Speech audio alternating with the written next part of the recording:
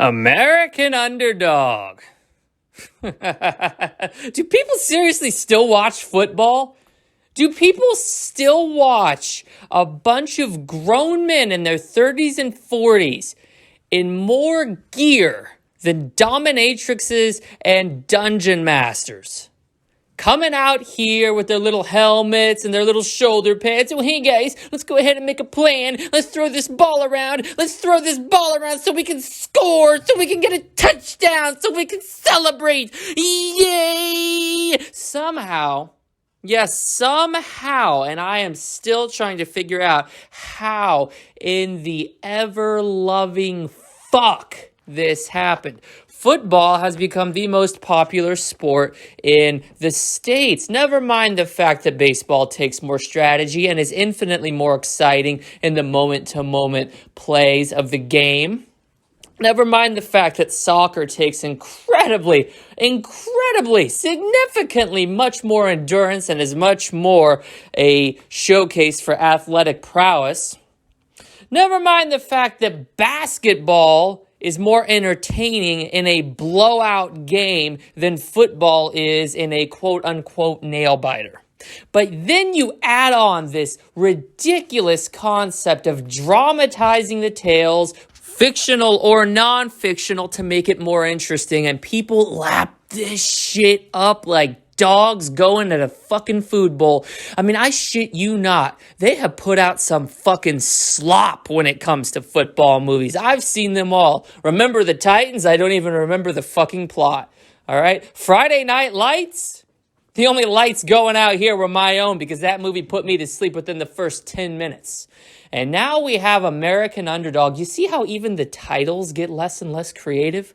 You see how even the effort that's put into these trash films has grown exponentially less because they know they can get away with doing the bare minimum. Because the audience who are going to pay to see this trash, the audience who are going to go out of their way to actively pay money to watch a dramatized retelling of Kurt Warner's joke as an NFL player.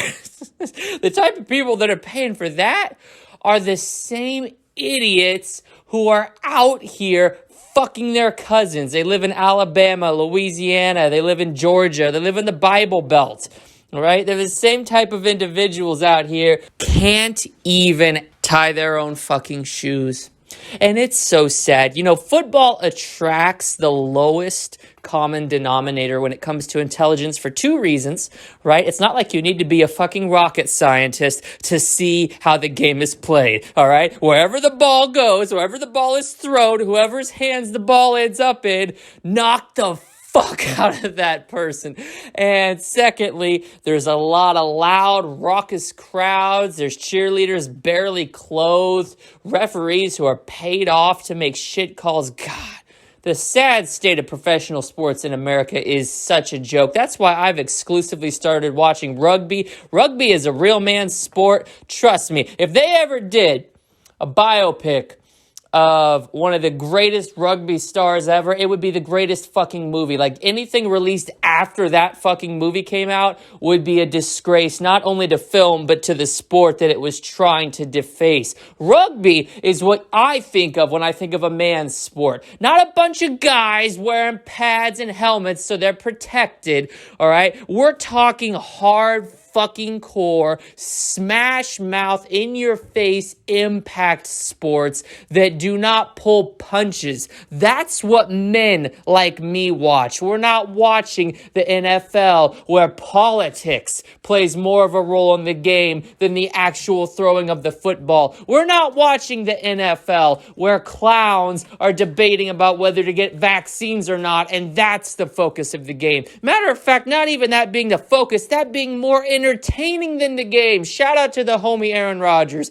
Seriously, shout out to the homie Aaron Rodgers.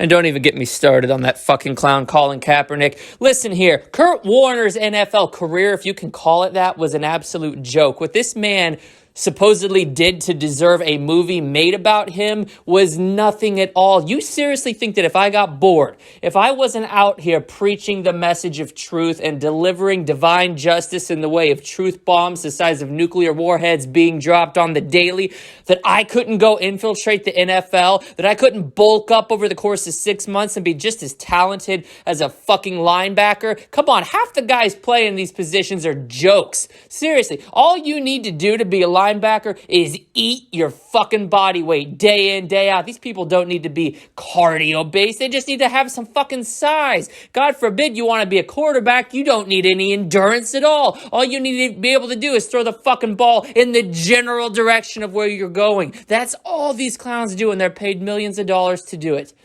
College play, prospecting, scouting, it's all a fucking joke. If you can throw a fucking ball, or you can hit the guy who's carrying the ball, or you can run with the ball, congratulations. They'll let anybody into the NFL. They let that clown Brett Favre in for what, 20 fucking years? Where's his biopic? I wouldn't watch it if it exists, but he's more deserving of it than fucking Kurt Warner. Kurt Warner is a shit stain on the NFL. Never should have been allowed to go pro. Never should have been allowed to go pro. And this fucking movie does his entire life an injustice because it makes him out to be some sort of homegrown American hero. Just look at the title, American Underdog. Yeah, this dude really came from the fucking depths of poverty and made his way to the NFL. Funny how this fucking film leaves out all the backhanded dark politics that took place.